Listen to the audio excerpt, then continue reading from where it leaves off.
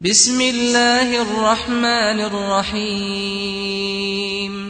السلام علیکم ناظرین، میں آپ کا میزبان محسن رضا حبیبی قادری آپ کا استقبال کرتا ہوں ہمارے چینل فیضان اولیاء پر۔ دوستوں، آج کی ویڈیو میں ہم ایک ایسے عظیم ولی کامل کے آستانہ شریف کی زیارت کریں گے جو بغداد شریف سے ہندوستان تشریف لائے، جن سے کئی کرامتیں ظاہر ہوئی اور جن سے فیض پانے والوں میں ایک مشہور ہستی ڈونگری کے سلطان حضرت حاجی عبد الرحمن شاہ بابا رحمۃ اللہ تعالی علیہ بھی شامل ہے۔ ان بزرگ کے بارے میں زیادہ تفصیلی معلومات حاصل کرنے کے لیے آپ اس ویڈیو کو آخر تک ضرور دیکھیں، اور اگر آپ نے ابھی تک ہمارے چینل کو سبسکرائب نہ کیا ہو تو سبسکرائب بھی ضرور کر لیں۔ آئیے دوستوں، ہم اس آستانہ شریف کی زیارت کرتے ہیں۔ آپ کا مبارک نام حضرت شاہ مسیح اللہ علیہ الرحمہ ہے، اور بتایا جاتا ہے کہ آپ بغداد شریف سے تشریف لائے، اس لیے بغدادی کہے جاتے ہیں۔ آپ بغداد شریف سے جودھ پور تشریف لے آئے اور اس وقت کے بادشاہ کی فوج میں شامل ہو گئے، اور غالباً آپ پہلے دہلی تشریف لائے تھے، کیونکہ آپ کے پیر و مرشد تاجدار ولایت حضرت سیدنا خواجہ فخر الدین فخر جہاں دہلوی رحمۃ اللہ تعالی علیہ ہیں۔ آپ انہی کے دستے پاک پر مرید ہوئے اور سلسلہ چشتیہ بہشتیہ میں خلافت کی عظیم نعمت پائی۔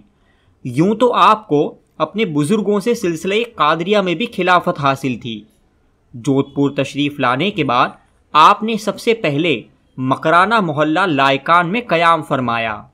آپ بڑے متقی اور پرہیزگار تھے اور ولایت میں اعلیٰ مقام بھی رکھتے تھے، اور شروع میں اپنے آپ کو چھپانے کے لیے آپ فوج میں شامل ہو گئے تھے، لیکن اللہ رب العزت کو کچھ اور ہی منظور تھا۔ دن بدن آپ کی شہرت بڑھتی جاتی، فوج میں بھی آپ سے کئی کرامتیں ظہور میں آئی اور لوگ آپ کے عقیدت مند بن گئے، یہاں تک کہ فوج کے سپہ سالار حضرت سید الف شاہ جلال الدین ایٹاوی تھے، وہ بھی آپ کے شیدائی ہو گئے۔ بالآخر آپ نے فوج سے بھی استعفیٰ دے دیا اور اپنی قیام گاہ پر رہ کر لوگوں کی رہنمائی کے کام انجام دینے لگے۔ ہزاروں لوگوں نے آپ سے فیض پایا اور کئی گمراہوں نے آپ کی برکت سے راہ ہدایت پائی۔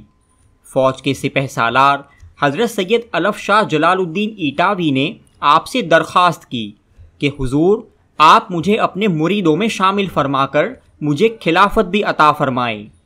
حضرت شاہ مسیح اللہ بغدادی رحمۃ اللہ تعالی علیہ نے فرمایا کہ الف شاہ، تم اتنی بڑی فوج کے سپہ سالار ہو، تم پر اتنی بڑی ذمہ داری ہے جس میں تم مصروف رہتے ہو، خلافت کی اس عظیم نعمت کا حق تم کیسے ادا کر پاؤ گے؟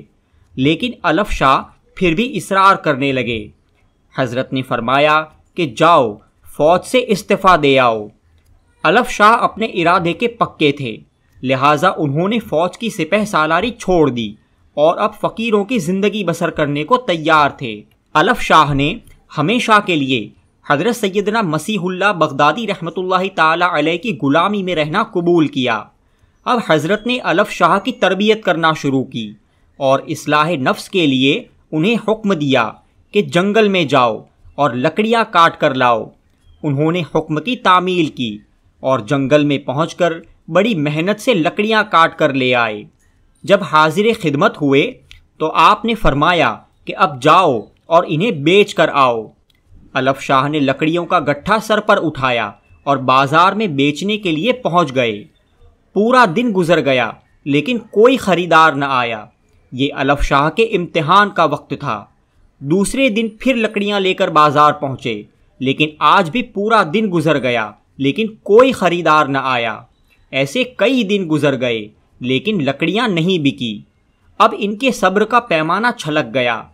لکڑیوں کے گٹھے کو محلے میں ہی پھینک دیا اور خانقاہ شریف کی چھت پر لیٹ گئے اور دل میں ارادہ کر لیا کہ اب جب تک حضرت مجھے خود نہیں بلاتے میں یہاں سے نہیں اٹھوں گا۔ کچھ ہی دیر میں موسم بدل گیا اور بارش شروع ہو گئی۔ الف شاہ پرنالے کے چھید کی طرف سر رکھ کر لیٹے ہوئے تھے۔ پرنالہ بند ہو جانے کی وجہ سے چھت پر پانی بھر گیا اور چھت ٹپکنے لگی۔ خانقاہ کے خادموں نے سوچا کہ پرنالے میں کچھ کچرا پھنس جانے کی وجہ سے پانی بھر گیا ہوگا۔ یہ سوچ کر انہوں نے پرنالے میں ایک لکڑی ڈالی اور زور زور سے مارنے لگے۔ وہ لکڑی سیدھی الف شاہ کے سر پر لگی جس سے سر پر چوٹ آئی۔ وہ پختہ ارادہ کر کے لیٹے ہوئے تھے اس لیے اٹھے نہیں۔ ادھر خادموں کو لگا کہ اوپر کوئی چیز پھنسی معلوم ہو رہی ہے، اس لیے وہ بار بار لکڑی مارنے لگے۔ الف شاہ کے سر سے خون نکل کر بہنے لگا۔ جب خادموں نے پرنالے سے خون نکلتے ہوئے دیکھا تو فوراً حضرت کو خبر دی۔ حضرت مسکرائے اور فرمایا کہ اوپر جاؤ، وہاں میرا دیوانہ الف شاہ لیٹا ہوا ہے، اسے بلا لاؤ۔ حضرت کے حکم پر الف شاہ نیچے آئے۔ حضرت نے انہیں اپنے سینے سے لگا لیا اور ان کے دل کی دنیا بدل گئی۔ آپ نے الف شاہ کو اپنی بیعت میں لیا اور انہیں خلافت کی نعمت عطا فرمائی۔ دوستوں، حضرت سیدنا مسیح اللہ بغدادی رحمۃ اللہ تعالی علیہ سے کئی کرامتیں ظہور میں آئی جن کا ذکر کرنا اتنے کم وقت میں ممکن نہیں ہے۔ ایک مرتبہ آپ اپنی خانقاہ شریف کے پاس ایک شاندار سنگ مرمر کی چوکی پر بیٹھے ہوئے تھے کہ وہاں سے راجا کی سواری گزری۔ جب راجا کی نظر اس خوبصورت چوکی پر پڑی تو وہ اسے بہت پسند آ گئی۔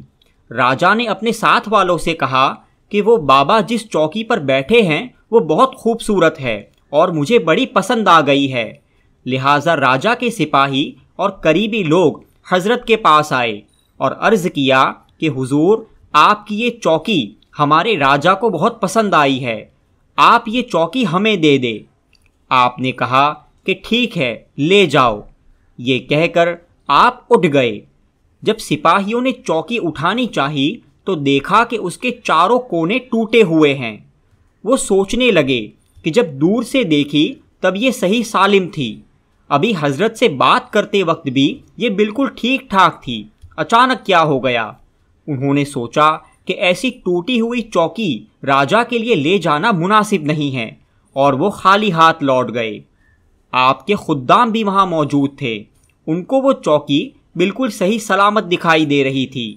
یہ حضرت کی کرامت تھی کہ سپاہیوں کو وہ چوکی ٹوٹی ہوئی دکھنے لگی۔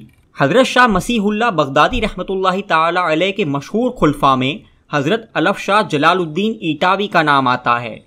پھر ان کے بعد یہ خلافت کی نعمت ان کے صاحبزادے حضرت سید غوث محمد کو ملی اور پھر ان کے صاحبزادے حضرت سید عبد الرحمن شاہ علیہ الرحمہ کو ملی۔